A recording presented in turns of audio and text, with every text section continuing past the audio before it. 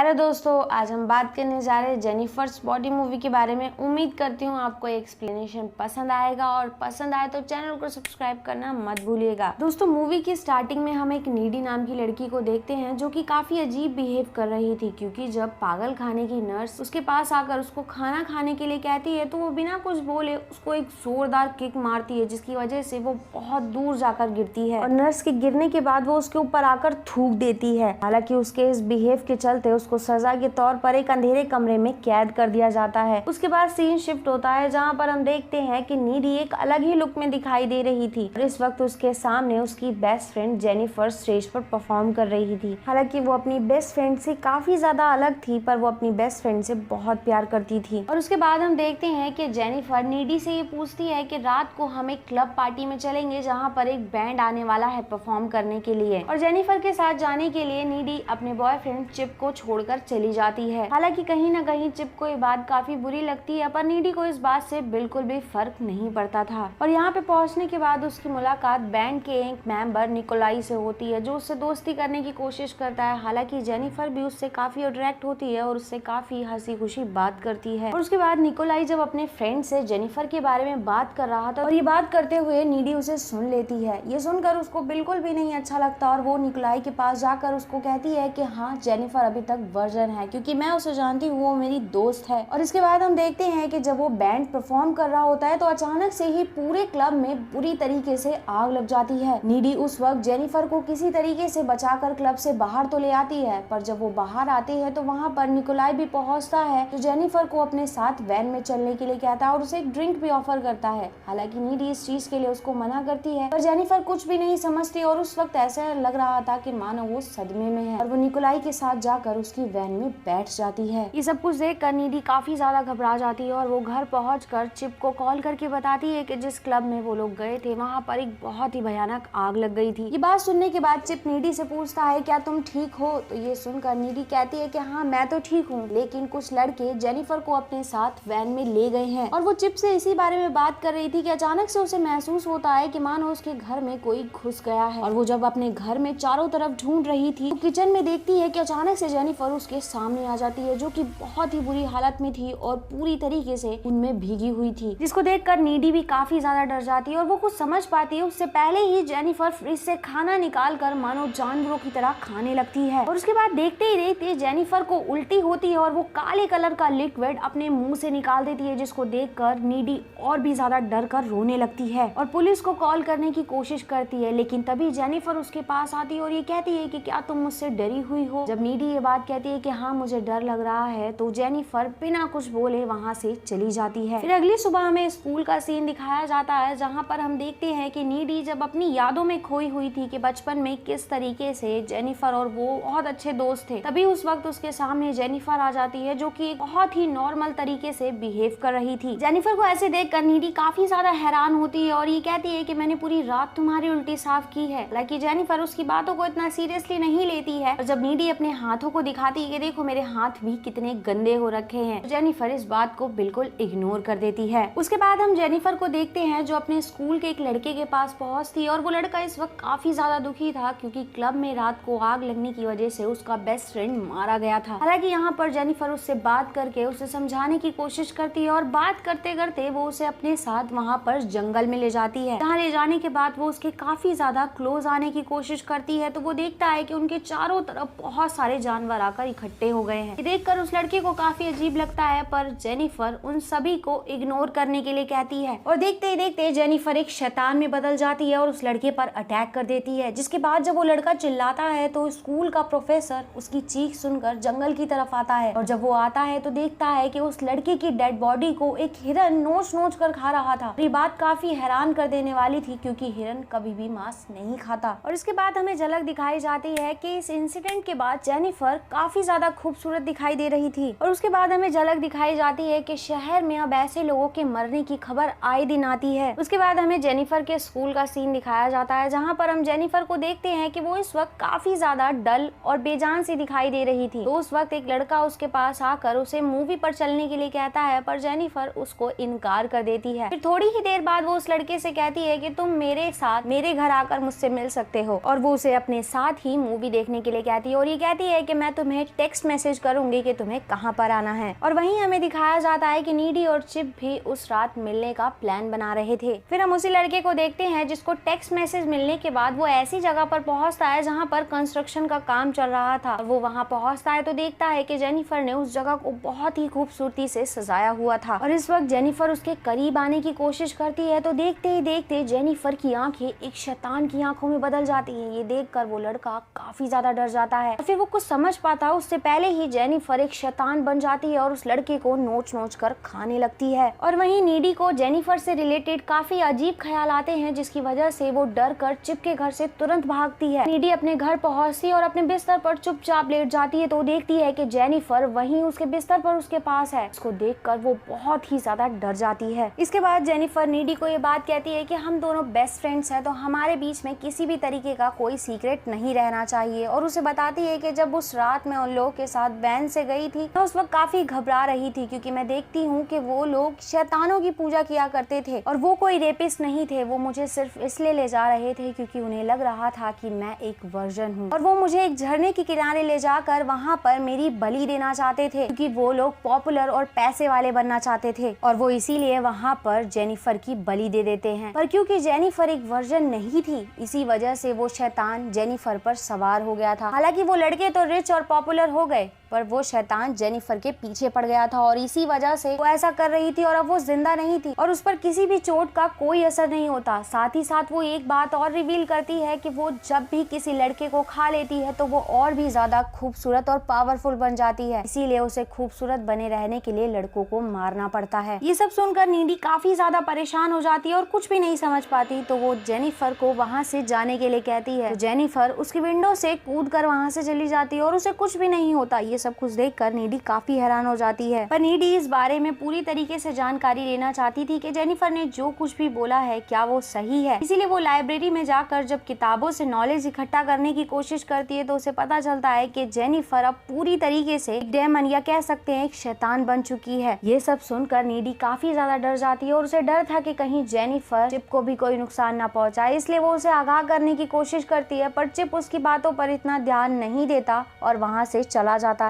इसके बाद हम देखते हैं कि चिप जब पार्टी में जाने के लिए तैयार हो रहा था तो उसकी माँ उसे एक पेपर स्प्रे देती है और कहती है कि लड़कों पर बहुत ही ज्यादा अटैक हो रहे हैं तो तुम्हें केयरफुल रहना चाहिए। जिसके बाद चिप अपने घर से निकल जाता है और वहीं हमें दूसरी तरफ दिखाया जाता है कि नीडी पार्टी में चारों तरफ जेनिफर और चिप को ढूंढ रही थी पर उसे दोनों में से कोई भी दिखाई नहीं दे रहा था। फिर हम देखते हैं कि जेनिफर चिप को भी बहलाने की और उसे अट्रैक्ट करने की कोशिश करती है तो उसी वक्त नीडी को ध्यान आता है कि कहीं चिप की जान खतरे में तो नहीं है। तो इसीलिए वो तुरंत पार्टी से भागकर चिप के घर पहुंचती है जहां पर उसकी मॉम बताती है कि वो 20 मिनट पहले ही यहां से निकल चुका है। ये सुनकर नीडी और भी ज्यादा घबरा जाती है और तुरंत उसको ढूंढने के लिए निकल जाती है। उसके बाद हम देखते हैं कि जेनिफर चिप को लेकर एक सुनसान जगह पर पहुंच जाती है और वहां पर उसे अपने करीब आने के लिए कन्विंस करने की कोशिश करती है। पर चिप इस चीज के लिए जब इनकार कर देता है तो जेनिफर को काफी गुस्सा आता है और पानी में उसे धक्का दे देती है और उस पर अटैक करने की कोशिश करती है। लेकिन तभी हम देखते हैं कि नीडी भी चिप को ढूंढते हुए वहां पहुंच जाती है जहां पर देखती है कि जेनिफर अब एक बहुत ही खतरनाक शैतान दिखाई दे रही थी और वो चिप के गले पर काट रही थी। ये सब कुछ देखकर नीडी बहुत ही ज्यादा डर जाती है और चिप को बचाने के लिए पानी में कूद जाती है। तो वो इस वक्त जेनिफर का ध्यान भटकाने के लिए उस पर पेपर स्प्रे करती है पर जेनिफर को काफी गुस्सा आता है इसलिए वो उस पर वो ब्लैक लिक्विड उगल देती है और अपनी सुपर पावर्स की मदद से हवा में उड़ने लगती है। और फिर पानी से बाहर आने के बाद जब जेनिफर और नीडी के बीच में आर्ग्यूमेंट होने लगती है और नीडी उससे ये बात कहती है कि तुम मेरी कभी दोस्त थी ही नहीं, तुमने मेरे साथ कभी कुछ अच्छा नहीं किया। और जब जेनिफर उस पर अटैक करने के लिए आगे बढ़ती है तो जख्मी हालत में पड़ा हुआ चिप उसको बचाने के लिए एक रॉड से जेनिफर पर अटैक कर देता है। और क्योंकि जेनिफर अपना शिकार पूरी तरीके से नहीं कर पाई थी इसलिए वो उस वक्त काफी ज्यादा कमजोर थी, इसीलिए वो वहाँ से भाग जाती है। पर नीडी चिप को इस कंडीशन में छोड़कर नहीं जा सकती थी क्योंकि चिप उस वक्त बहुत ही बुरी हालत में था और वो चिप को समझाने की और संभालने की ही कोशिश कर रही थी। पर देखते ही देखते चिप उसकी आंखों के सामने मर जाता है। ये देखकर नीडी बहुत ही बुरी तरीके से टूट जाती है क्योंकि वो चिप से बहुत प्यार करती थी और उसके दिमाग में अब सिर्फ जेनिफर से बदला लेने का ख्याल चल रहा था। यही सोचकर वो जेनिफर के घर पहुंचती है क्योंकि जेनिफर ने उसे बताया था कि उसे तभी मारा जा सकता है जब कोई उसके दिल पर वार करेगा। वो यहाँ पर उसे नींद में ही मारने की कोशिश करती है पर जब वो वहाँ पहुंचती है तो जेनिफर अपनी पावर से उसको लेकर हवा में उड़ने लगती है।